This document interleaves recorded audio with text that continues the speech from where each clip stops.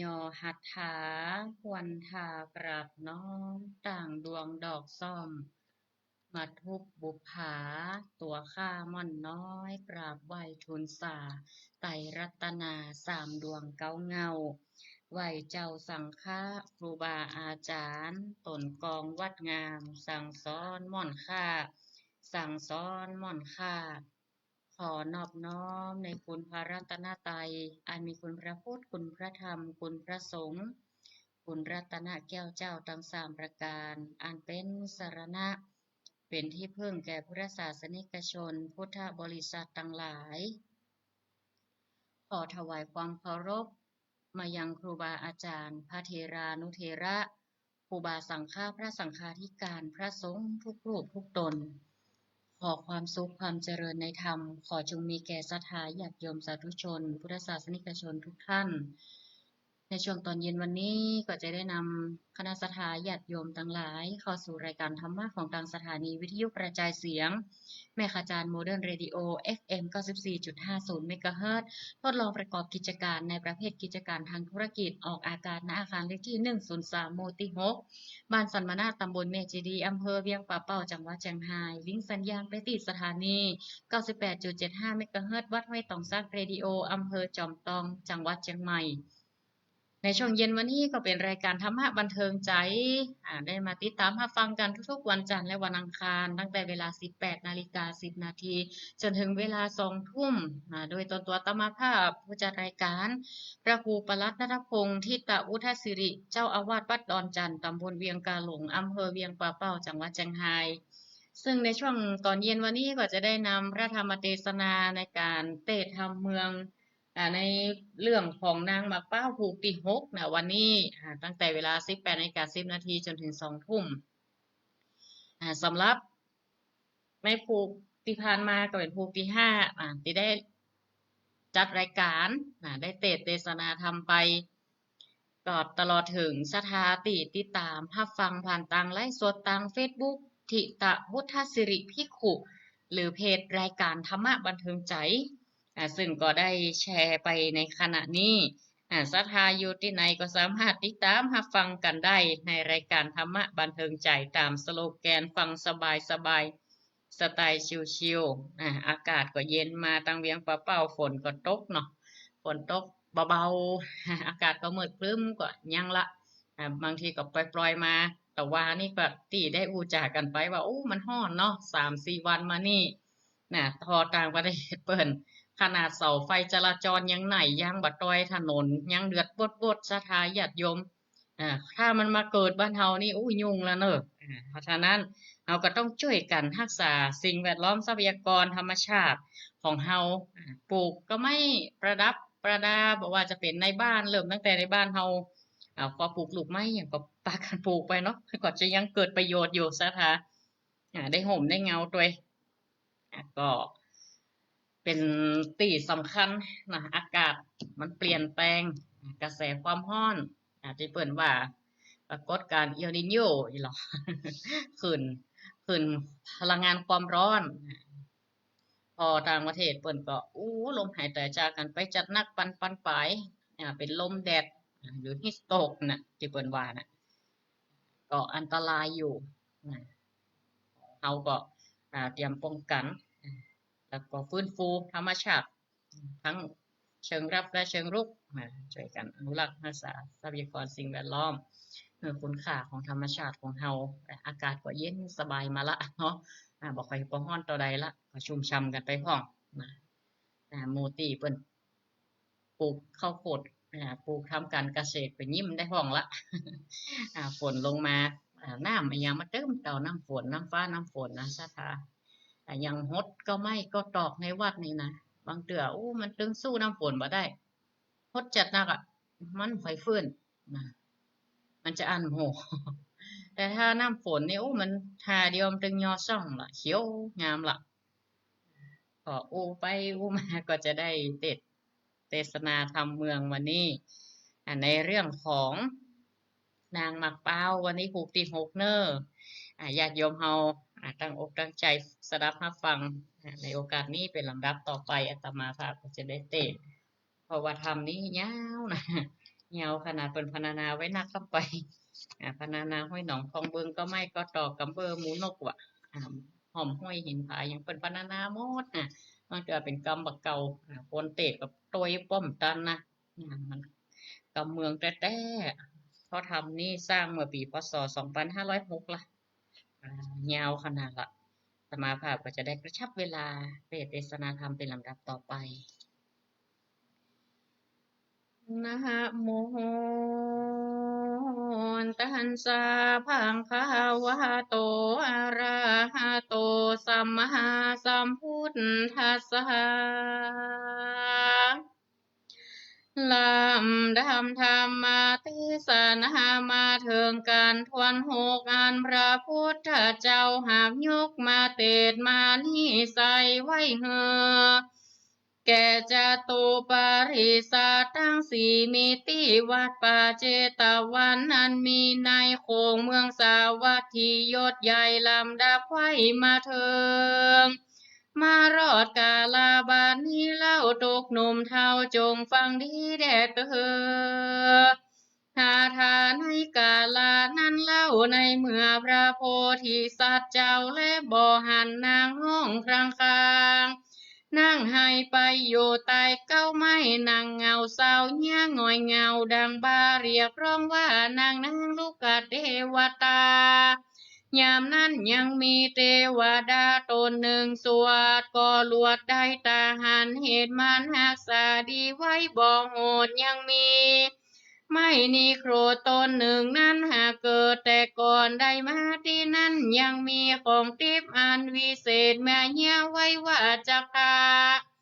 เธอเจ้าตนบนจักปันเธอเป็นคนแต่ปลายนาดังนี้ดีลีตีนั้นมันก็หันยังปรมาโพธิสัตว์เจ้าอันเงาโยใต้เก้านำเป่าจากนิมเศร้าบ่ได้ยินร้อนไม่ใจตนลวดลงจากบนสู่ใต้เครื่องทิพย์มันหักษาไว้ก็นำมาคือว่ามาจะญาในตัวยิงห้อยหิงแล้วประดับตัวการเป็นเครื่องทิพย์ก็ไม่การประดับลวดกายิงโกดจัดเถิงกับเถิงคมพระบางดำแก้วกันว่าได้อย่างนี้แล้วก็บอกว่าภัยในอันจากรบสงครามก็หากบ่ยานแม้นว่าศึกมีหมื่นมีล้านเต็มเมืองกันไปรบไปศึกก็จางมีเตจะเรื่องบ่ง่ายการศึกมีหมื่นมีล้านก็จากไปกว่าเฮาและนาอันว่ามาตัวนั้นนาบ่ใจว่ามาเตียวย่างเหนือดินหากว่ามันเป็นเขาเป็นจาดมาลมตัวมีปีกหากบินหลีกโดยกลางหาวโคนมันขาวดังไฟตามันเลื่อมหมายเหมือนไฟกันมันไปก็หากดีพอหากบ่ย่อมปูนแป้งแดดแต่และนาจากจ่าโดยดาบสาลีกันใจดำแก้วงามเลือดแล้วบริโสดปลายบ่ปวดซอยเสียมเป็นเหลี่ยมไว้สองงอนบ่หอนมีสักเตือราซามีเรือเรืองรายต่างปลายมันมีไว้ตีหันกันว่าจากยกฟันลวดเป็นอันไว้แว่นดีแม่นจากนานักจับใจกันว่ายกห่างไปก็ลวดเป็นอันพุดขาดตานผาทวน700ยังป้อยบ่หูตันได้ตายควายไว้ตกเบือกันว่าเสือกเสือและพญาอุนตาลายมาต่อแม่นว่าเสิกไหลรอเต็มเมืองก็บ่มาเครื่องใจสักหน่อยอันจักถอยยอมนั้นก็บ่มีแลส่วนอันว่าเทวดาตนนั้นก็นำมันเป็นปานอันรีบโดยลวดเนรมิตกีบกาญาเป็นคนมาตัดส่องหน้าจูงมาจุกนิมจุกริมต้นนอกเกี่ยวกันรอดแล้วก็พูดชาโดยว่าจะวันอ่อนว่าแต่ก่อนบ่หอนหันภายในวันนี้ป้อยหันต้นนอกแก้วบ่มีเพื่อนตนเดียวจากเดียวไหนมาโซป้อยมาโยตีนี่คุมงุมนั่งรมโยมและให้ใจไม่โดยเหตุสันใดนั้นจะว่าอันเมื่ออันนั้นอันเจ้าสุตตาสนา ยินว่าจะแห่งเทวดาต้านต่อเจ้าก็มืนตาพอเล็งดูลวดกาเนงโหว่ามันผู้นี้บ่เหมือนคนนั้นเป็นมโนสัจจานหากเป็นติพันหาใต้เทวดาบ่อันก็จะเป็นเทวาบุตรเนรมิตลงมาบ่อยากจะแลว่าอัน ก็ลวดเจียนจาว่าข้าเดชเจ้าตนลุงเฮยเจ้าโกอันว่าอยู่ข้านี้เจ้าว่าเมืองธารานาสีข้านี้มาไกลเอวหามาได้เมียติบเกี่ยวกลางต่างเจอว่านางนาฬิกางามแง่ข้าได้แต่ตีไก่มาซะเหมือนนางเทวดาฝากฟ้ามีนาดังเกี่ยวคำยามคืนนี้เจ้ากี้ปล่อยลี่นาหายตากาไปหาบ่ได้จบปบกาจริงเงาหัวให้นายโยมนี่แหละเจ้าเฮ้ยว่าอันเมื่ออันว่าเทวดาตนวิเศษโหแจ้งเหตุก่อนเนียแสงปูชาตามภาษาแห่งโลกยินแล้วก่อนเนียดังหูนักบ่ได้ยินสังหันแลก่อเนียดังสังกาและบ่แจ้งเนียแสงแต่งทำไปในเมื่อเจ้าสุดทัศนะใครบอกเงียดังออกตกใจจริงจากภาษาไรจะตันต่อกับโดยหนอโพธิญาณวาดุรา เจ้ากูมารเฮยตนหนุ่มน้อยนาจืนจ้อยปิงเป่าเจ้าจงจางเอามาตัวนี้กี่เตียวไปอันว่าเมียแห่งเจ้านี่แม่นว่าจากมันไปตกตีตั้งไก่และตั้งไก่เจ้าก็จากใดรู้แจ้งบ่อย่าแม่นว่าไปอยู่ขอบฟ้าจากขาวานมันก็จากหอสานไปหอดโจแจ้งจอดหันนางแต่และนางแถมว่าการหนึ่งอันว่าดาบเถื่อนกานี้นาก็ปาไปหากเป็นดาบสารีกันใจดำเกี่ยวกันว่าได้แล้วก็หากสมใจแลดูรามานาวากาตนหนุ่มน้อยอันว่าดาบเถื่อนนี้มีเตจาริตที่มาหากจากใด เห็นตัวแม่นว่าข้าเชิกมีหลายอาโคหลายหมื่นใจย่านตื่นก็บ่หอนมีเหตุเตจาริตี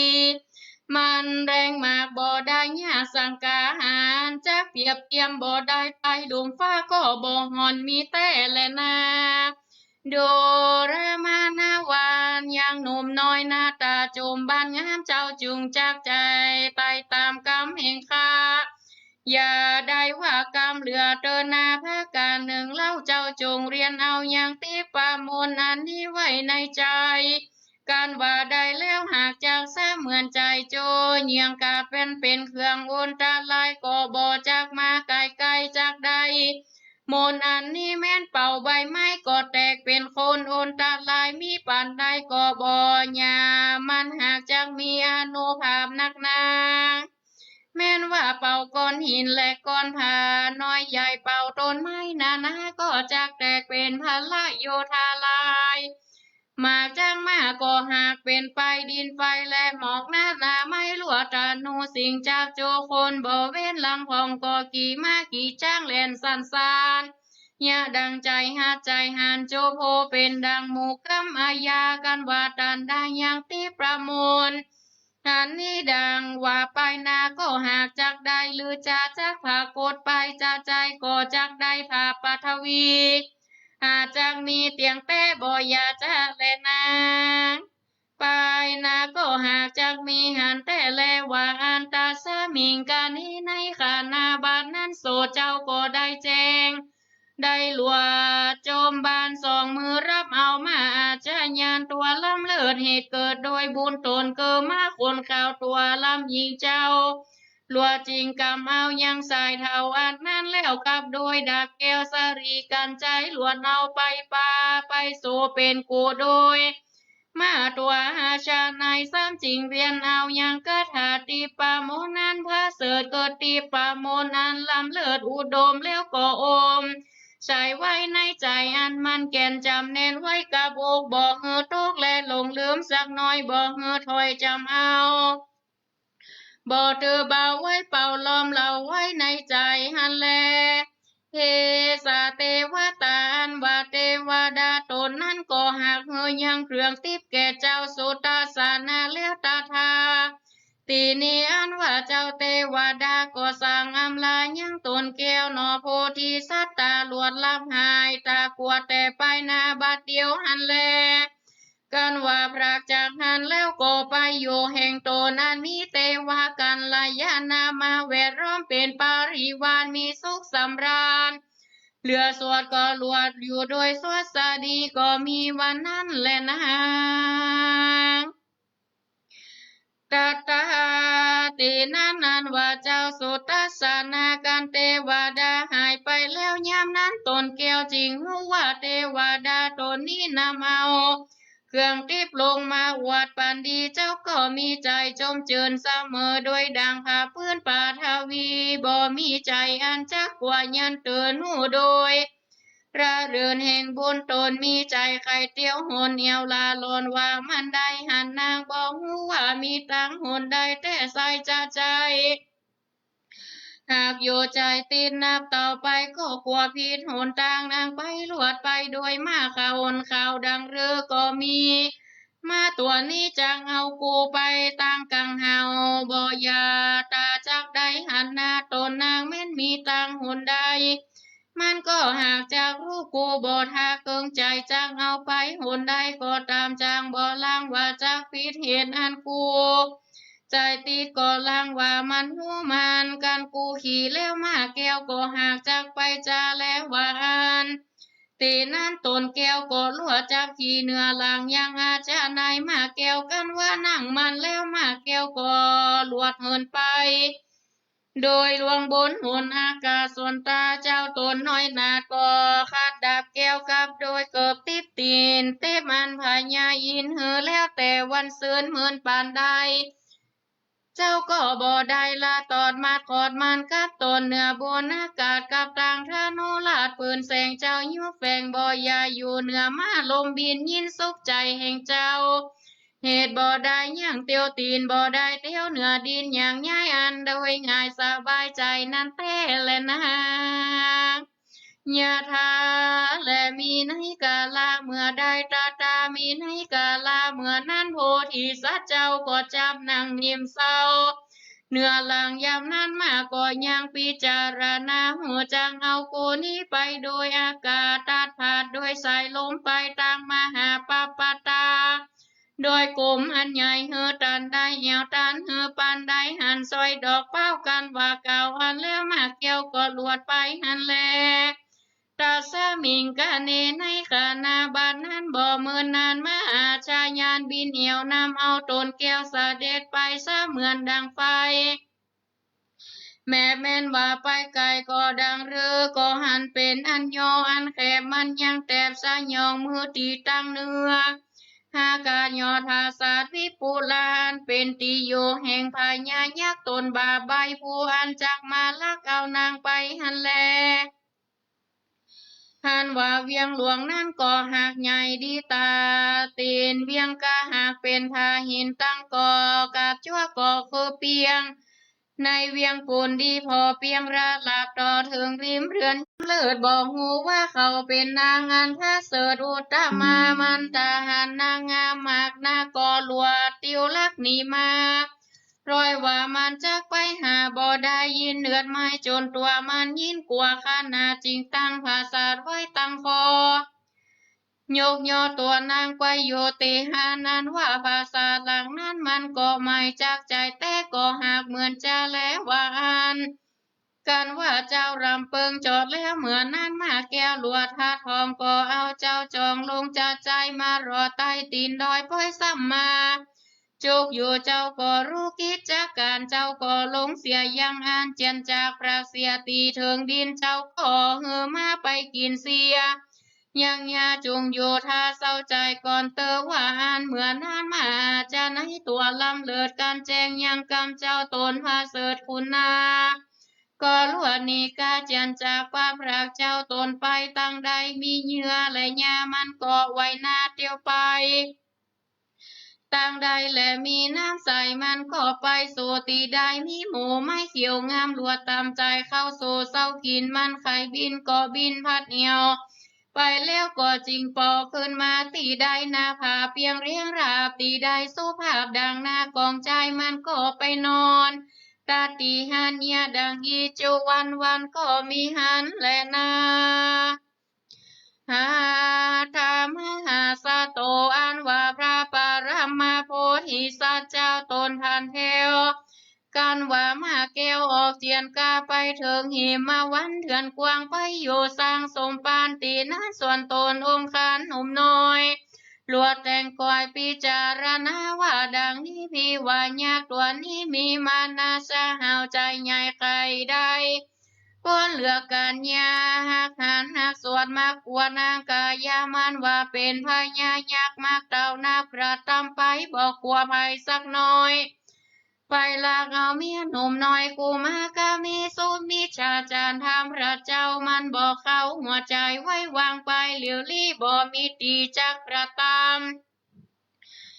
ยังศีลธรรมบ่มีในกายารูปมันจริงไปโกกรรมจัดใจหาทานใบเงาจริงไปลักเอานางมาเป้านาฬิกาอันเป็นภริยายอดไทยกูกดไว้กับตัวยังบอกกลัวและไปลักเอาได้เอาไว้ตีอุทยานเอาเป็นการแก่ตันเธอได้ปรากบานมาอยู่ใจปฏิบัติมันก็ปล่อยมีใจระหัสใส่ใหญ่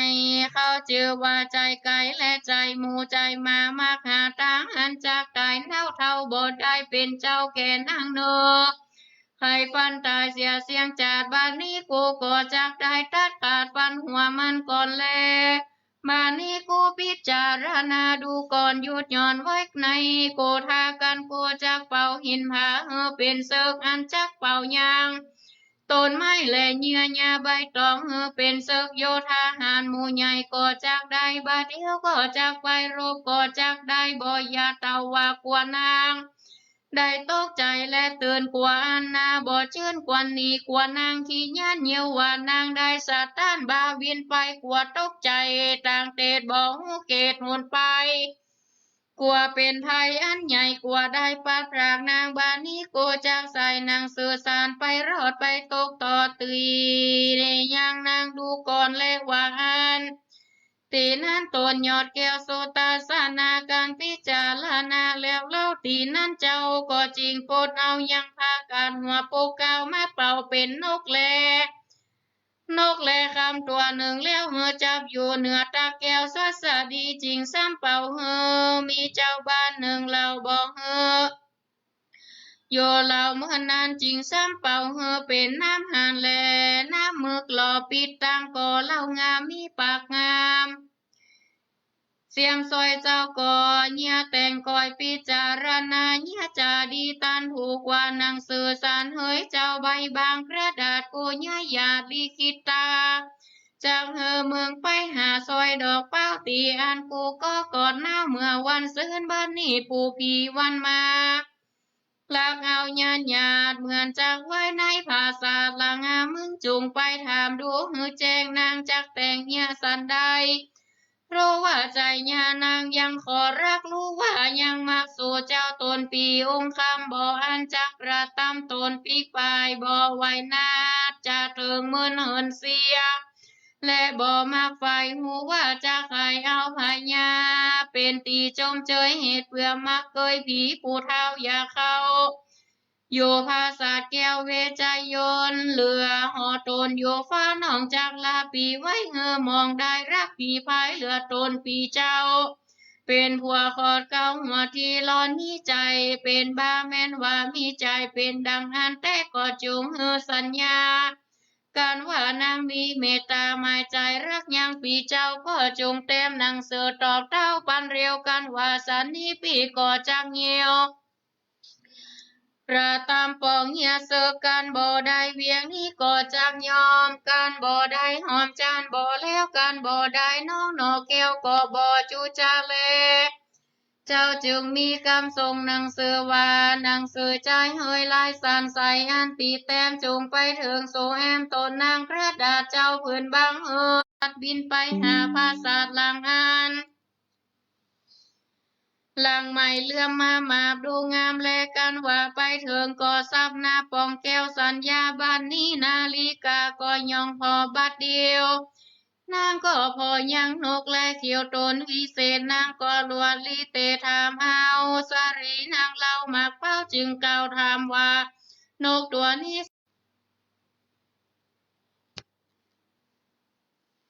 ปีนคน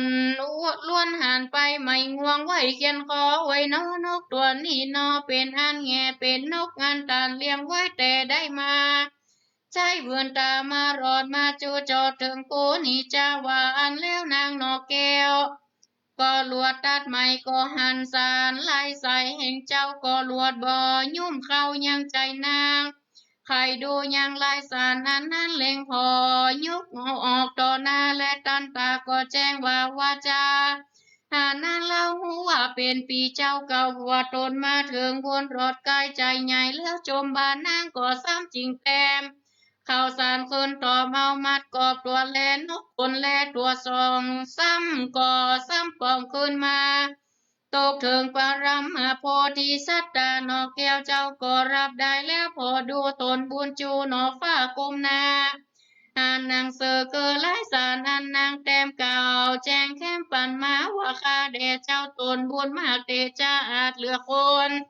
เจ้าเหนือหัวเฮ้ยโดนเป็นผัวแห่งค่อยเม่นว่ายักลังอาคาหน่อยนี่มามันจักกระทำ ปาลาหาราก็บ่ได้เหตุสินไม่เหลือไฟด้วยเตจาบุญใสแห่งเจ้าบ่ราคา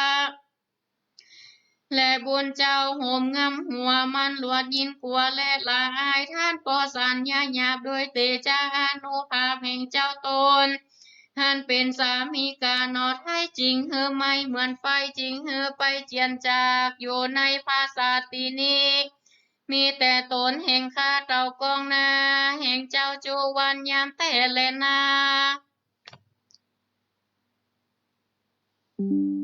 อ่านว่าพญายักษ์ตนนี้มันก็มีเตจาริที่มากนักแต่แลตั้งแต่มันไปลักเอาหูคานี่นำมาเต่าปองโยธาศึกใหญ่ไปโยธาเห็นตัวเหตุมันกลัวยังเจ้าบุญใหญ่ไปโจตีกังเวียงพร้อมเพียงกันจูนากันว่าเจ้าปียังบ่ละปล่อยข้าว่าจากเอา ข้าจากโป่งจีโจนเฮอมันออกเปลวไฟปีจูงเหี้ยไวไปนอกกันเข้าออกก็เฮอเต้นปานการบ่เหี้ยสันนั้นหากจากบ่เหมือนแพร่ได้กันว่าปียังมีเตจาริที่เหลือเขาดังอันก็บ่เหลือปีเจ้าก็หากถามว่าโจประการดังเรือและจักผาเป้ได้ยังพญายักษ์ใหญ่ใจหานก็หากบ่เรือ ปีเป็นเจ้าจงพิจารณาเราในใจหันแล เจ้าก็ได้หันนางเสือลายคำยอดนอกแก้วเจ้าพอแล้วแจ้งตันตารู้ว่ายังวาจานอซอยเจ้าปีก่อยพิจารณาว่าจานี้ว่าคนเกิดมาเขาเจอว่าคุณใจสามจากเฮายังอุบายหันนางยิงเก่าบ่ใจข่าวเป็นสารแม่นหันปานใดก็ตั้นกว่าจากว่าคนย่อ ก็ได้ชื่อว่าลูกให้ปอคุณใจและนาแม่นดังเรือกูจักกระทำโดยอุบายกูดังเก่าจากบอกเฮือไผเข้าเตือมตามกูอันว่าคนเกิดมา เป็นผู้ริษาผู้ใจอันวิเศษกับโดยเป็นอันของอันวิเศษก็หากได้แล้วกับใจกูจักเป่าใบไม้และก้อนหินผาเฮือเป็นฝูงโยธาไหลหลากไหลเข้าไปรบปราบก็หาก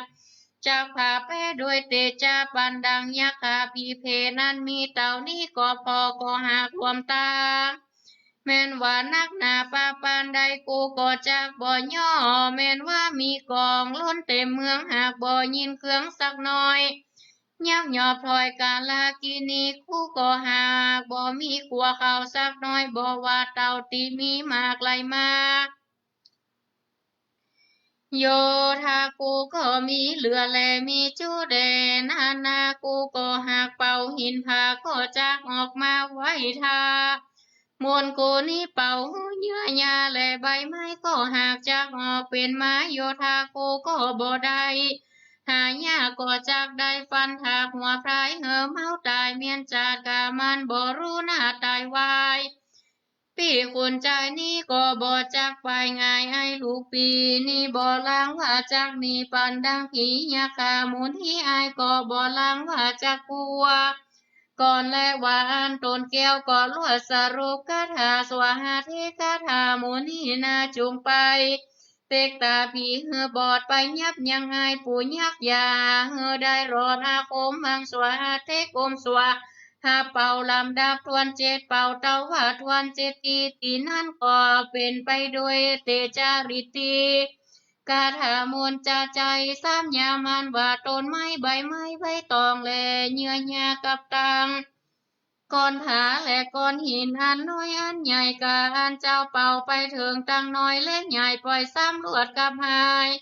กลายเป็นคนมาตุกตีบอกหูกี่ร้อยโกสังกายังหากนำนาปอนับจัดบ่ได้บ่ใหญ่บ่น้อยหากเสมอกันตกภัยมันมีมือถือหอกดาบมาพาผาปาพาน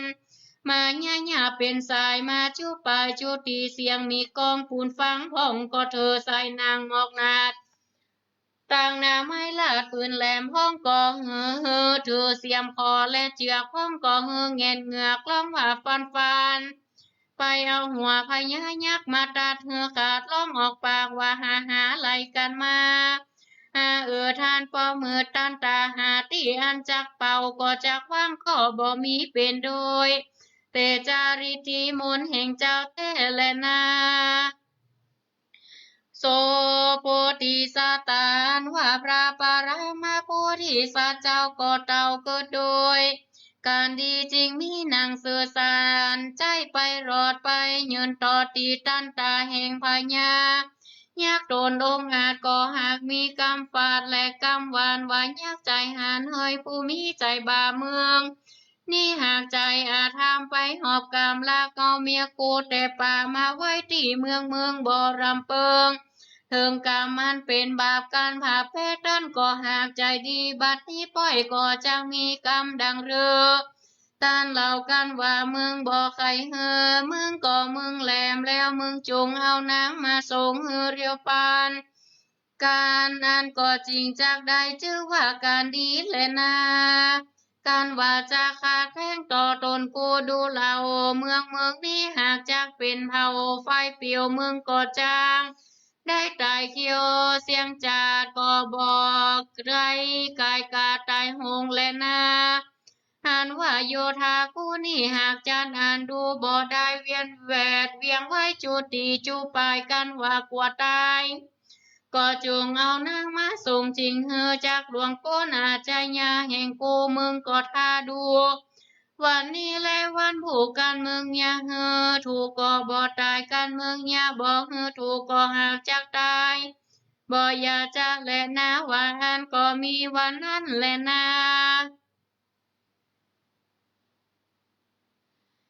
เมื่อนั้นมันก็พอแจ้งแล้วก็ตีอันหนังสือก็ลวดเอามือจักฉีกย่อยลวดปากถอยกำจาเหตุมานาโตสามันเกิดใหม่หากเดือดร้อนเต็มตัวเหมือนดังหัวจะเกิดเป็นควันไฟไปหันแล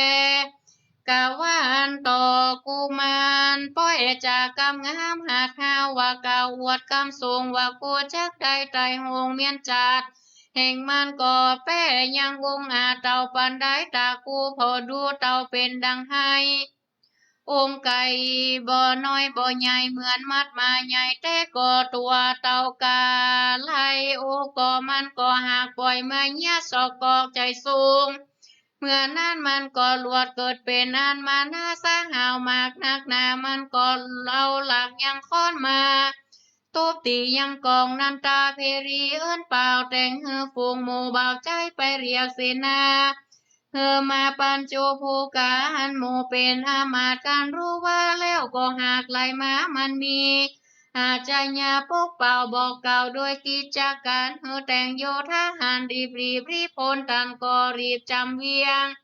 แล้วแลเหมือนนั้นหมู่อามาตย์และเสนาก็พร้อมการพิจารณาฟุงการเป็นเต้าเป็นคนบ่ฮือขาดเหตุมันได้ลานอาจารยาปงโยธาหลวงก่อทานปอมาสัดกองก่อ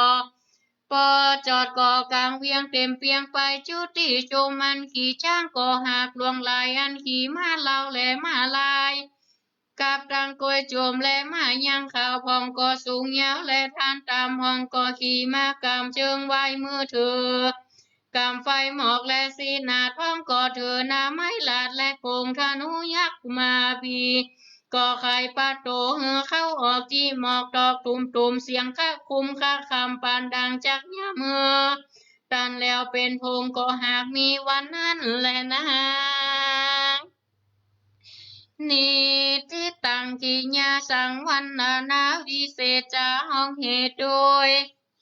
พระธรรมเทศนาเรื่องนางหมากเป้าผูกทวนหกก่อบังคมสมเลสเดนสำหรับพระธรรมเทศนาญาติโยมสาธุชนพ่ออุ้ยแม่อุ้ยศรัทธาญาติโยมตั้งหลายก็ได้สดับรับฟังไปเป็นตีเรียบร้อยเนาะวันนี้อยู่กันในเรื่องของพระธรรมเทศนานางหมากเป้าผูกทวนหกก็ได้จบลงไปเนาะก็มีคติข้อคิดในพระธรรมเทศนาผูกนี้พระธรรมเทศนาผูกนี้นั่นเปิ่นได้ลำดับลำดาว่าเรื่องนางหมากเป้านี่ได้มาจากเจียงตุงไตใหญ่หรือตังเหี่ยวเป็นธรรมที่มีสำนวนไพเราะสอดแทรกข้อคิดคติธรรมแล้วก็ในอดีตชาติของพระโพธิสัตว์ที่ได้บำเพ็ญบารมีในแต่ละชาติถือว่าเป็นธรรมที่สำคัญในพระพุทธศาสนาทุกวัดวาอารามเปิ่นมักจะเขียนรูปนางหมากเป้าติดวัดติฟ้ากุฏิวิหารโบสถ์เก่าสมัยโบราณบ่เก่านี่ก็เช่นเดียวกับบ้านเฮาเมืองเฮาน่ะก็จะมีการเขียนรูปพระเวสสันดรพร้อมพระเจ้าสิบจาดพร้อมหรือบ่ว่าจะเป็นพุทธประวัติปางประสูติตรัสรู้ปฐมเทศนาปรินิพพานปางต่างๆเหตุการณ์ต่างๆในพุทธประวัติก็ดีพระเวสสันดรชาดกก็มีตั้งแต่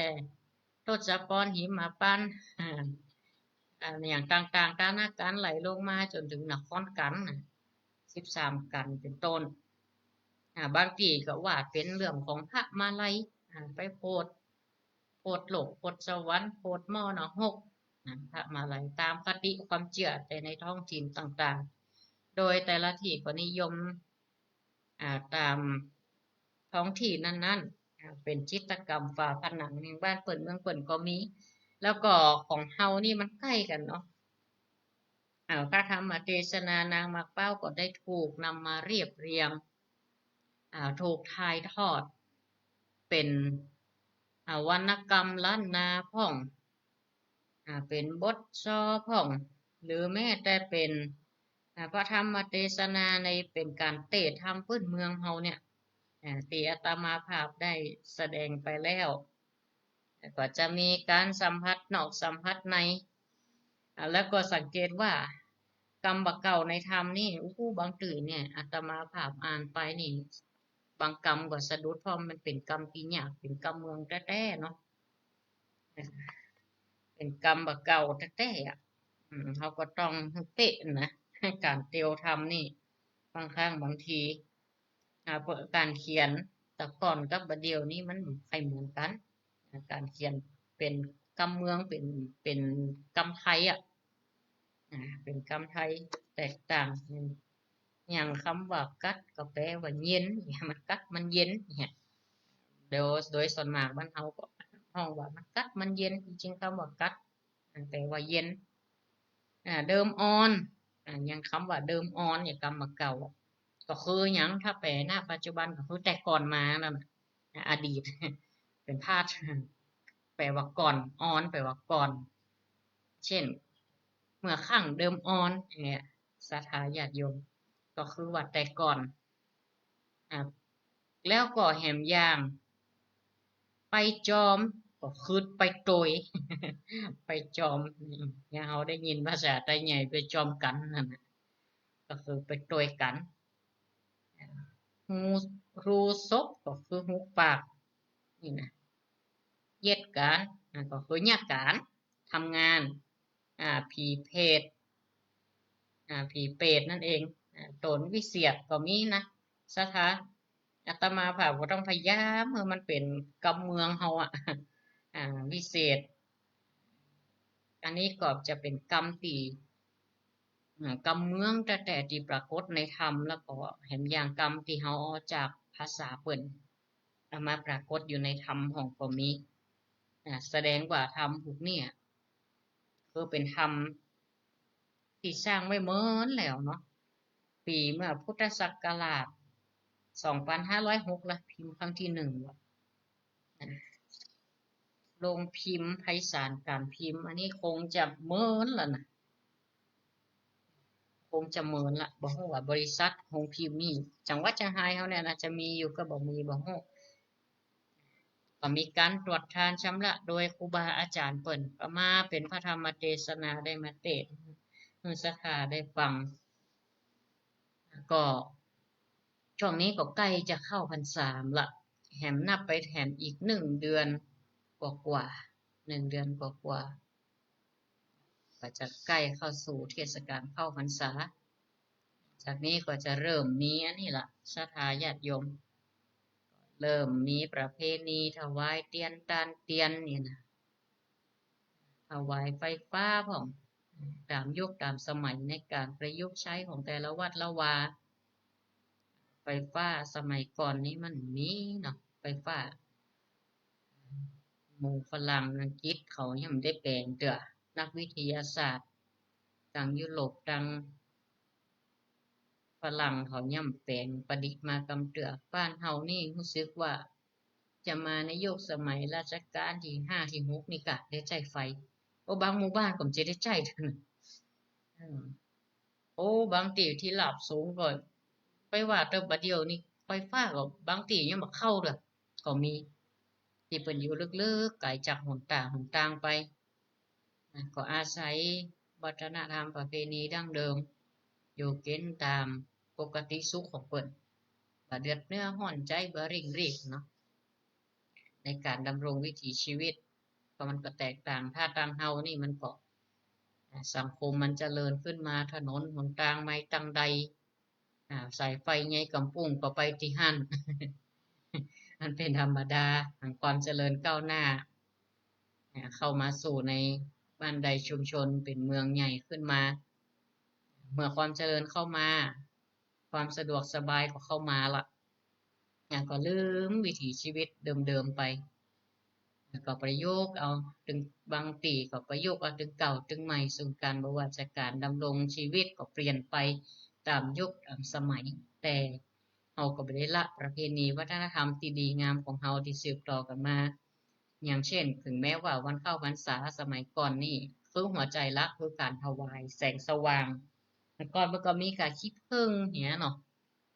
แล้วก็การถวายน้ำมันที่ได้จากน้ำมันจากพืชก็ดีน้ำมันจากสัตว์ก็ดีเพิ่นก็จะเอามาถวายวัดเพื่อจุดตามอ่านหนังสือหนังหาตำรับตำราเพราะว่าจะเป็นจาก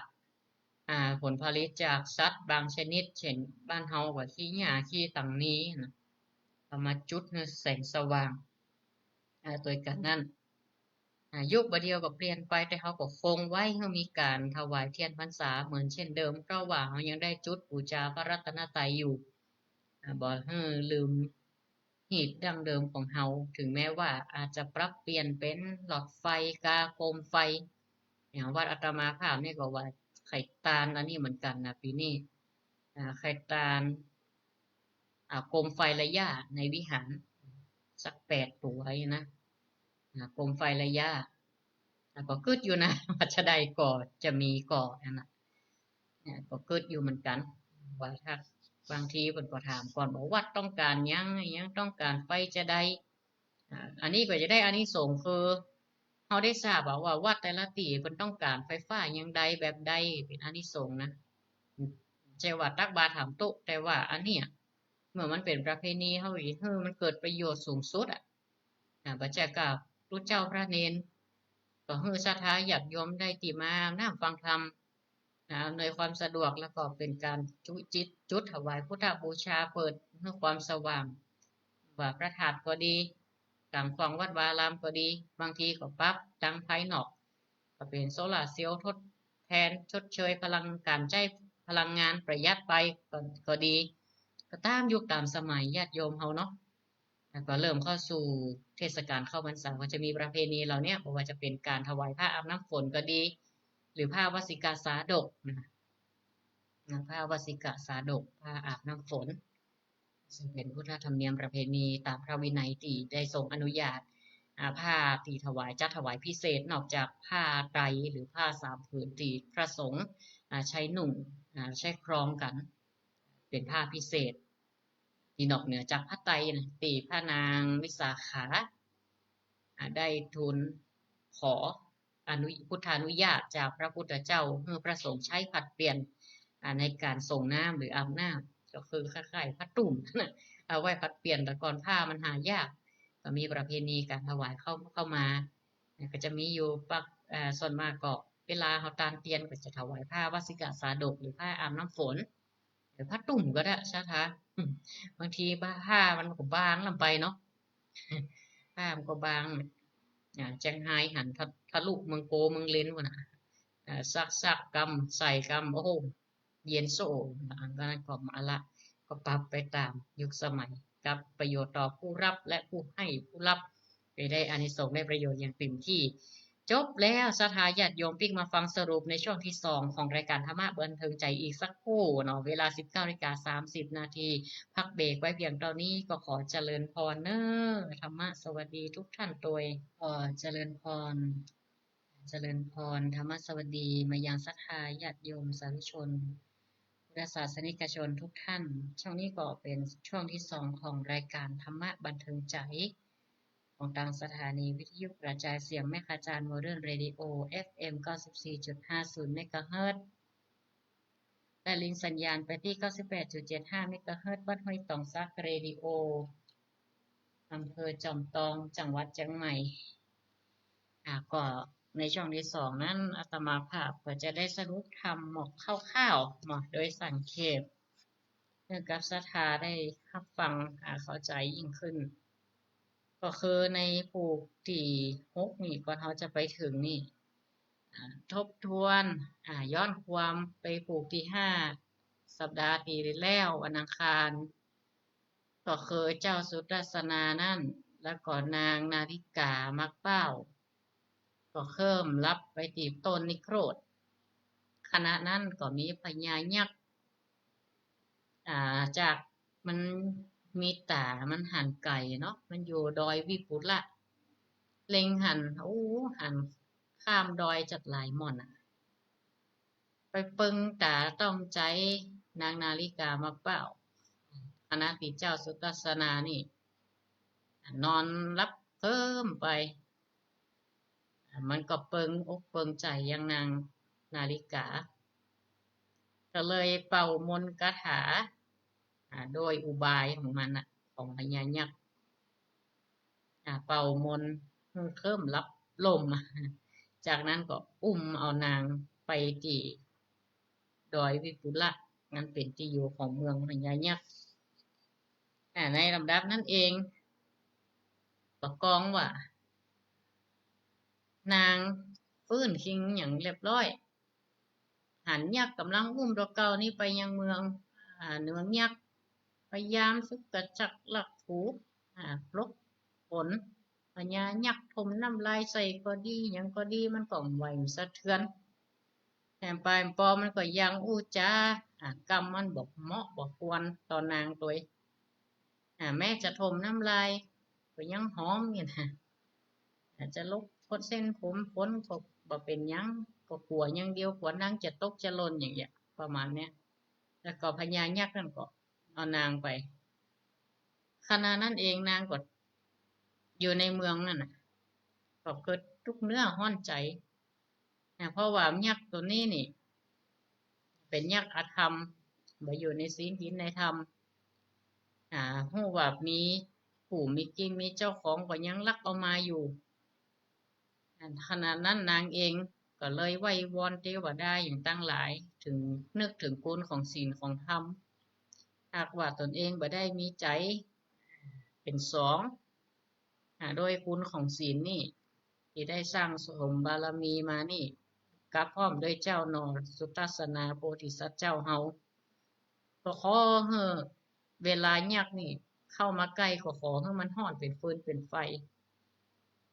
อันนี้เทวบุตรเทวดามันก็ดลจิตดลใจให้นางนี่มีฤทธิเวลายักษ์จะเข้าใกล้บ่ได้พญายักษ์จะใช้วิธีใดก็ได้สามารถแตะเนื้อต้องตัวนางได้เหตุว่าคุณของศีลของธรรมของนางยังมีความบริสุทธิ์หมดใสแถมยังก็มีผู้เป็นสามีแล้วสามารถแตะเนื้อต้องตัวนางได้พญายักษ์ก็เลยแปลงประสาทให้นางอยู่ได้ก็ตามมันก็เลยล้มเลิกความตั้งใจเพราะว่านางนาฬิกามาเป้านี่พอต่อได้ก็บักไก่งามยังได้ก็ตายเด้อมันเหมือนงามเหมือนนางฟ้าต่างหาวอย่างต่างๆมันงามแล้วพอมันบอกไก่เบิ่งใจพญายักษ์เลยสร้างปราสาทให้พร้อมโดยหมู่ข้าทาสบริวารทับใจตลอดเวลาทั้งตี เจ้าสุทัศนานี่มื้นตาขึ้นมาบ่หันเมียงต่อเก่าคิดไปต่างๆนานาว่าเมียจะมีการโกรธเกลียดโกธากาเพราะเดิมทีก็เคยว่าหยอกว่าเล่นกันเอาเรื่องเล่นเป็นเรื่องแต่เหี่ยก้ายน่ะก็ว่าจะลักหนีไปก็ว่ามีเสือมีสิงสารสัตว์กับว่าไปจะใดนางจะลบดีกลี่หนีหายก็เลยรีบไปติดตามนางข้ามดอยลอยห้วยขึ้นต้นไม้ลงต้นไม้เสาะหาหล่องรอยของนางแต่ก็บ่ปะขณะนั้นเองตีบ่ปะนั่นเจ้าก็มีความเศร้าโศกเสียใจเป็นอย่างยิ่งเพื่อว่าจะออกติดตามนางนาฬิกานางหมากเป้าก็ไปนั่งให้อยู่ติป่านิโครธป่าไม้นิโครธก็มานอนหนังล่องไห้ที่เพิ่นก็ไม่บังเอิญว่าเทวกัญญาคือเทวดาได้ไปหันก็เหม็นมีเจตนาอินโดเพื่อกำสมปานพระโพธิสัตว์ล่วงพ้นตรายต่างๆก็หู้ตั้งแต่ต้นถึงปลายว่าเป็นจะใดก็หันพระโพธิสัตว์เจ้าเฮาหนังเงาอยู่เก้าหนามเป่ามีความทุกข์อกทุกข์ใจก็เลย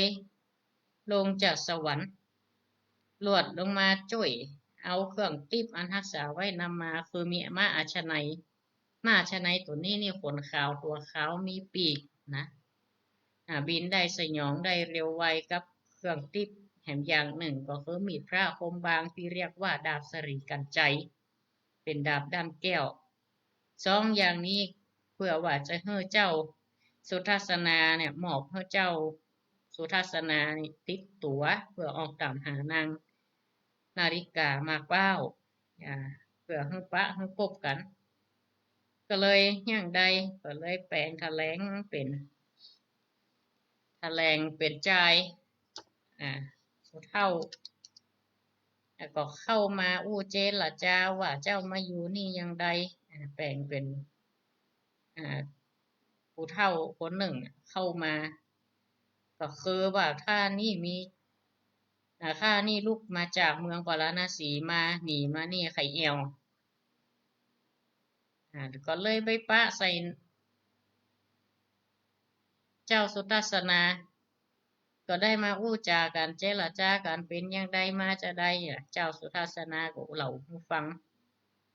ว่าข้าพระเจ้าในกูเหยข้าพระเจ้าขนมาจากเมืองพาราณสีหนีมาเอี่ยวก็ได้เมียติบแก้วกลางตางชื่อว่านางนาฬิกาเหมือนดังเทวดานางฟ้าหยาดลงมามีผิวดังทองคำนางได้ปล่อยลี่หน้าหายตาข้าไปก็ซ้ออย่างใดก็ซ้อบ่ป้าก็มานั่งเป็นกำเกิดนั่งโศกนั่งเศร้าอยู่ที่นี่เมื่ออันเทวดาตนวิเศษก็ฮู้ว่าจะเนี่ยแซงถามได้ถามต่างๆนานาก็ว่าเจ้าต้อง ใจตกอกหวามไปไหนแม้นจะอยู่ในขอบฟ้าจักรวาลเจ้าก็จะสามารถที่จะเตียวบนหนอากาศได้ข้าจะโปร่งฝันม้าตัวหนึ่งชื่อว่าม้าอาชนัยปวดขาวมีปีกใช้หยองชานขึ้นฟ้าลัดลมไปบุญฟ้าไปจะไปทางใดจะเหาะเหินไปทางใดอยู่ขอบฟ้าจักรวาลจะสามารถปาไปได้หมดแล้วก็พร้อมด้วยดาบเถื่อนกล้าชื่อว่าดาบสรีกันใจด้ามแก้วนี่ก็จะเสริมอิทธิฤทธิเตจะให้กับตนตัวแห่งเจ้าสุทัศนาก็จะปลูงปั่นให้เจ้าอีกและก็จะปั่นเห็นนะปั่นยังกระถาเป่าใบไม้เป่าต้นไม้ใบหญ้าแม้แต่ใบหินบาผาให้มาเป็นคนกำดาบกำอาวุธอย่างต่างๆอาจจะเป่าให้เต็มล้านหลวงก็ได้บ่มีประมาณโอนตรายตั้งหลายก็สามารถจะแยะทำอันตรายอย่างได้อาจจะเป่าใบหินบาผาอย่างน้อยใหญ่เป็นโยธาเป็นพละกำลังเป็นจ้างม้าดินไฟหมอกหนาดหน้าไม้ธนูมีไปหมดจะเนี่ยเป็นของติบด้วยคาถาที่ประมวลจากปงฝันพระเจ้าสุทัศนาเอาไว้เดินทางตามหานางนาฬิกาหมักเป้าขณะนั้นตัสมิงคเนก็ลวดเจ้าก็ลวดยินดีเนาะฮับเอามาอาชนัยตัวล่ำเลิศพร้อมด้วยดาบสลีกันใจแล้วก็เฮียนเอากระท่องกระถาตีผู้เฒ่านั่นเจียวตางมาสอนโดยผู้สิ่งผู้อย่างจากหันก็ขอลากลับต่างคนต่างแยกย้ายเจ้าก็ขี่ม้าอาชนัยพร้อมด้วยดาบเถื่อนแก้วชื่อว่าสลีกันใจวกขึ้นบนสยองอากาศก็ไปหอดยังเมืองวิปุลายอดหน้าผาโอ้เป็นที่อยู่ของพญายักษ์ตีอุ้มกับว่าเอานางนาฬิกาหมักเป้าก็ได้หันยังเวียงเมืองของยักษ์อันติเปียงนี่ก็เป็นตีอยู่ของมูยักษ์ทั้งหลายเต็มดอยเหล่านั้น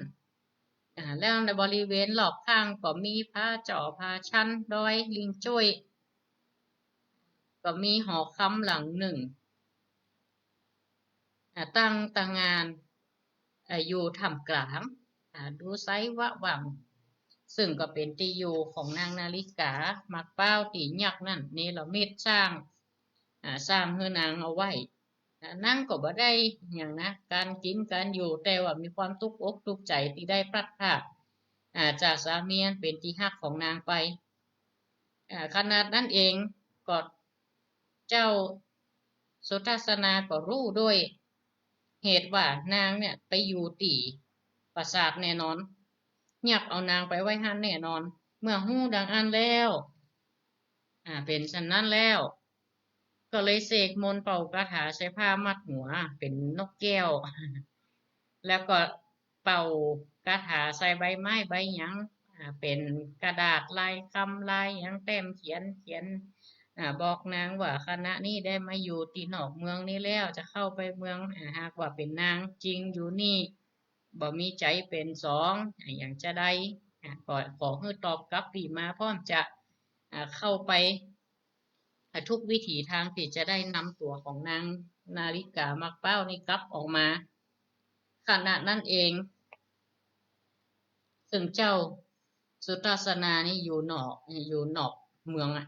อยู่นอกเมืองก็ได้เอานกแก้วคำนกแลคำอย่างแต่งสารเข้าไปบุญหน้าต่างนางไปนางหันจะอ่านโอ้นกตัวนี้ก็ลูกข้ามลูกหัวลูกขนมันงามนี่นะก็ไปป้าใส่ราชสารที่เขียนเอาไว้ก็แกะมาอ่านโอ้ตอนนี้สาผู้เป็นสามีได้มาโดยหาแล้วก็นี่อยากเข้าใจฝั่งแต้มสารไปกะว่าข้านี่โดนเนี่ยได้ลักปลาตัวมาอยู่ที่นี่บ่ได้มีใจเป็นเนี่ยเป็นสอง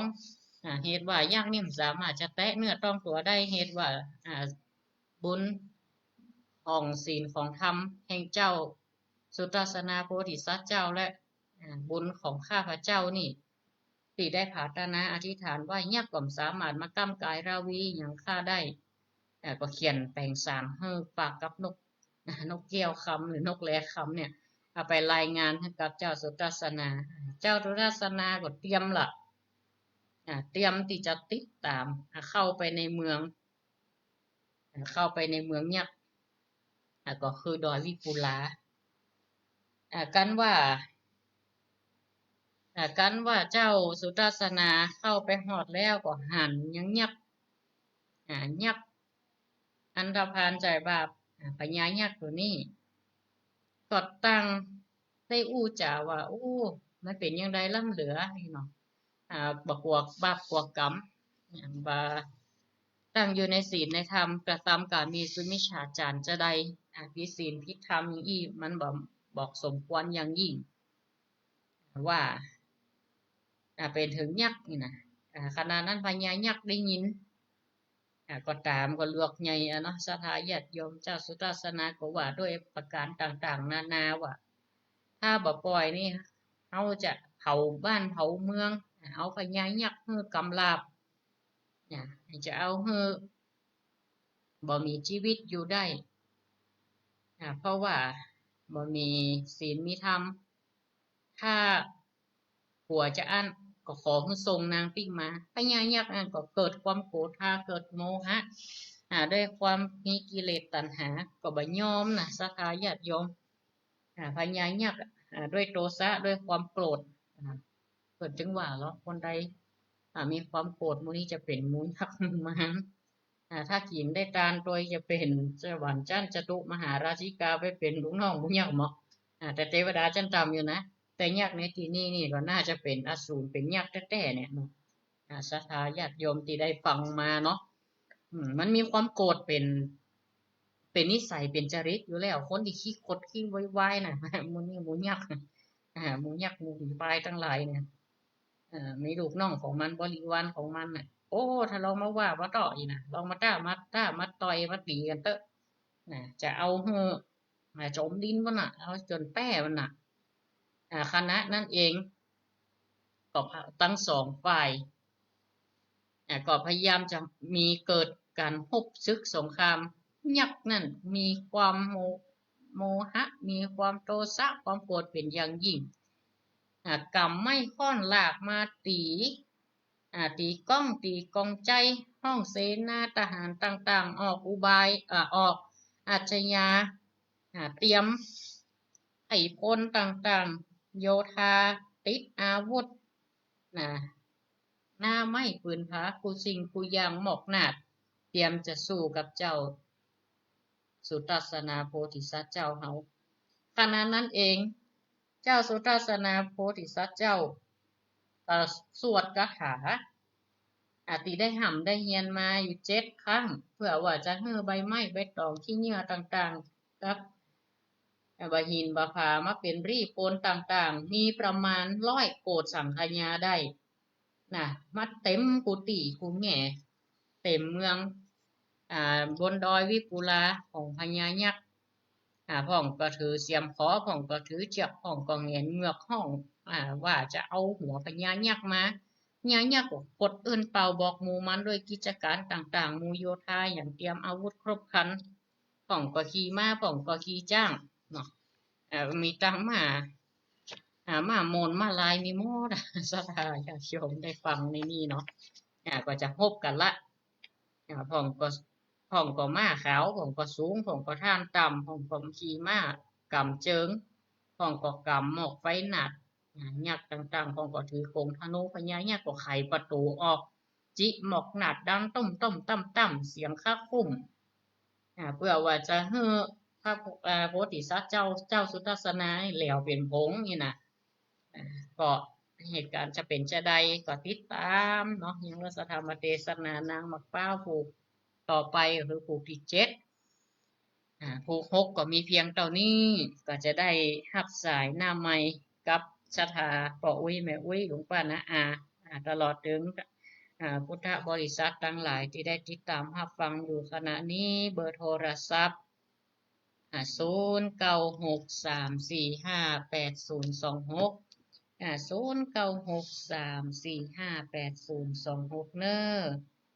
ะก็เดินกล่าวกับสถาญาติโยม เจริญพรสายแรกของวันนี้จากทางใดจ้า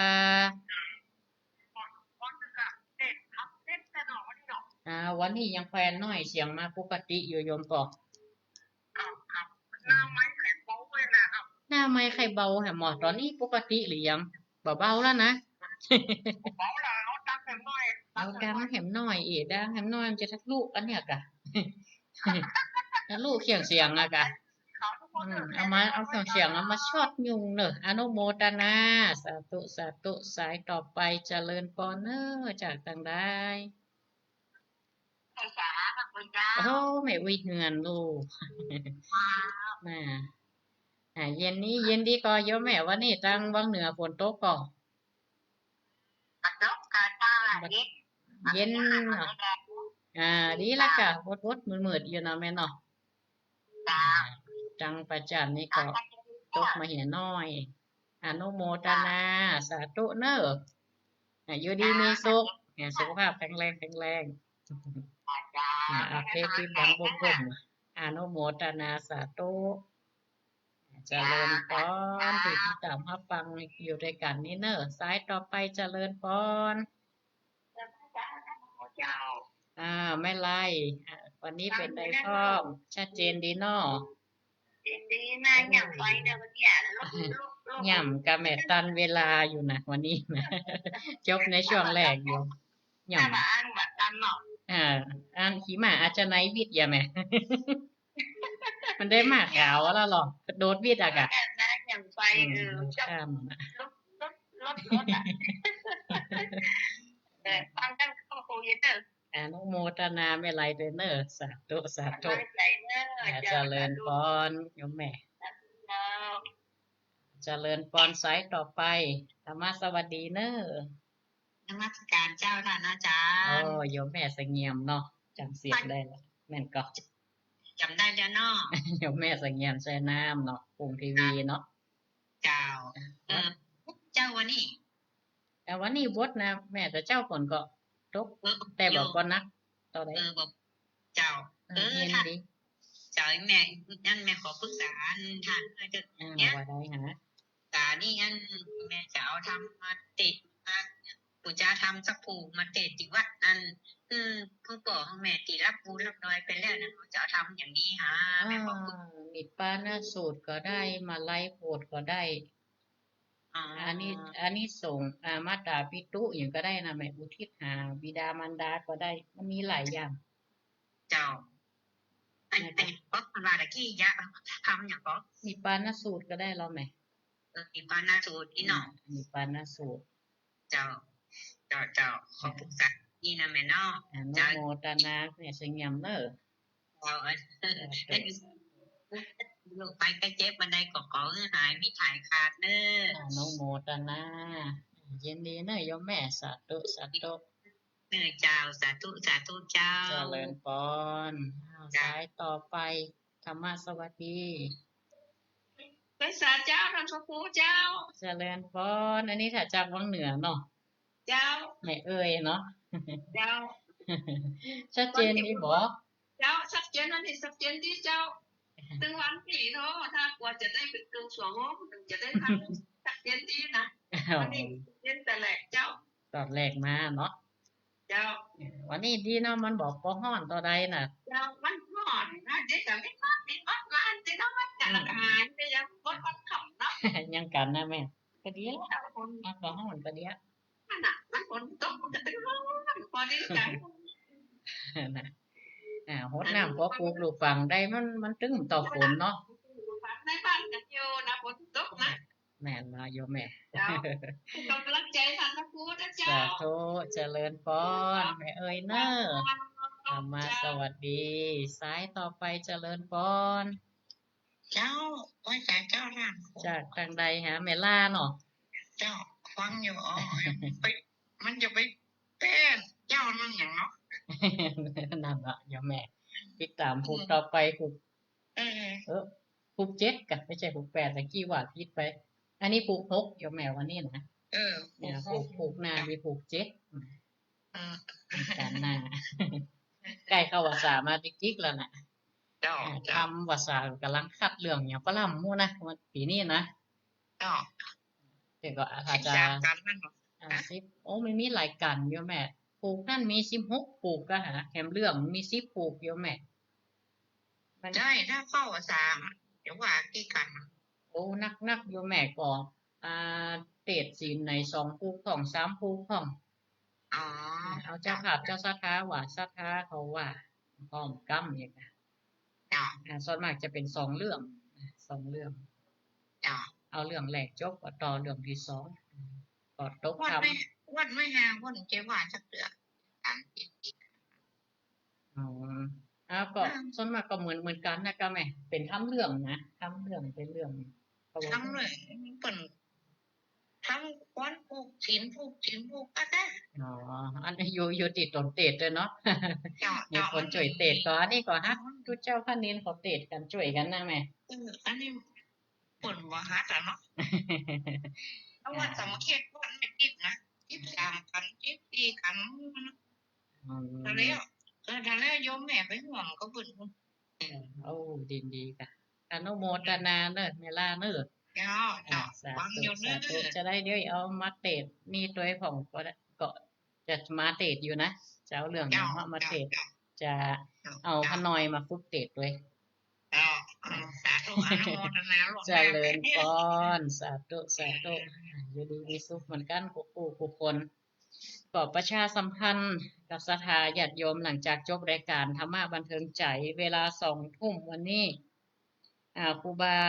40,000หรือพระประหลัดจำนันสุธีโลเจ้าวาดวัดสันปูทอง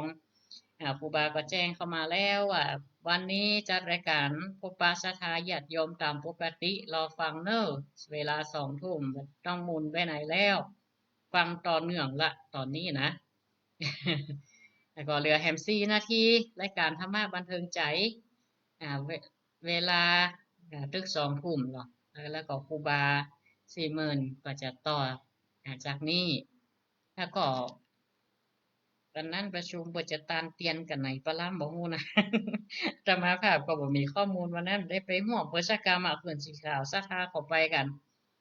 จะมีการไปตานเตียนเพราะว่าจะไปตานที่บ้านเฮานี่2 ที่นะตังดอยอินทนนท์กับตังอหยังนะวัดห้วยงูนี่เนาะถ้าท่านใดทราบข้อมูลก็เอิ้นจากกันมาพ้องเด้อ ก็รายละเอียดต่างๆวัดห้วยงูนี่ก็จะไปอยู่นะคู่กับพวกแกวัดก็จะไปอยู่ ไปตามเตียนพร้อมกับเพื่อนสีขาว แต่ถ้าไปทางอีสานนี่อาตมาติดเรียนโดยติดสอบโดยช่วงนี้ใกล้สอบละจะป่นจะจบละ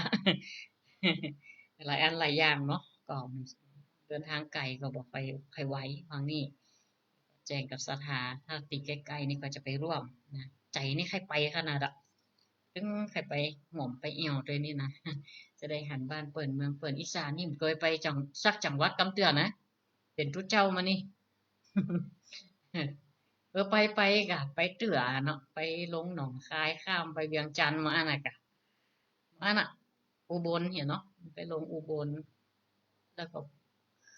ขี่หนังรถไปลงหนองคายทำเรื่องข้ามเวียงจันทน์แม่นากาเมินล่ะมาอันน่ะสถานั่นทางภาคอีสานผมได้ไปเอี่ยวหนึ่งก็ใจว่าใครอยากไปเอี่ยวพระธาตุพนมด้วยอย่างตัวอยู่นะแต่ต้องขอโอกาสเวลาก่อน สำหรับตอนนี้เวลารายการธรรมะบันเทิงใจก็หมดแล้วหมดลงแล้ว ติดตามกันใหม่ทุกๆวันจันทร์และวันอังคารเวลา 18:10 นาทีจนถึงเวลา 2 ทุ่มที่สุดนี้ก็ขออำนวยอวยพรศรัทธาญาติโยมที่รับฟังอยู่ณขณะนี้ขอทุกท่านอยู่ดีมีสุขเหมือนกันคู่คนมีโชคมีลาภมีโชคมีใจไปทางใดก็ขอให้มันวันผูกนี้จะได้อ่า ยิบกรรมอันใดก็เป็นเงินเป็นทองแต่ก็เบาได้ก็เบาๆกันวันพรุ่งนี้วันที่16 วันตีชะตาตื่นเต้นไงเหรอวันพรุ่งนี้นะวันที่16ก็ขอทุกท่านเนาะอยู่ดีมีสุขเหมือนกันคู่คนเจริญด้วยอายุวันนะสุขะพละปฏิภาณธนสารสมบัติเหมือนกันคู่คนการแสดงพระธรรมเทศนาปอสมควรแก่เวลายุติลงไว้เพียงตอนนี้ เอวังก็มีด้วยประการราชนี้เจริญปอนเนอร์ธรรมะสวัสดี เจริญพรอันนี้สายรับสายตังนอกเน้อ ครูบา เจริญพรโยมแม่ แล้วนี่แม่น้องมาแรกนั่นเนี่ยว่าเนี่ย อ๋อหนูฟังแงะเนาะ แม่จะถามว่ากะจี้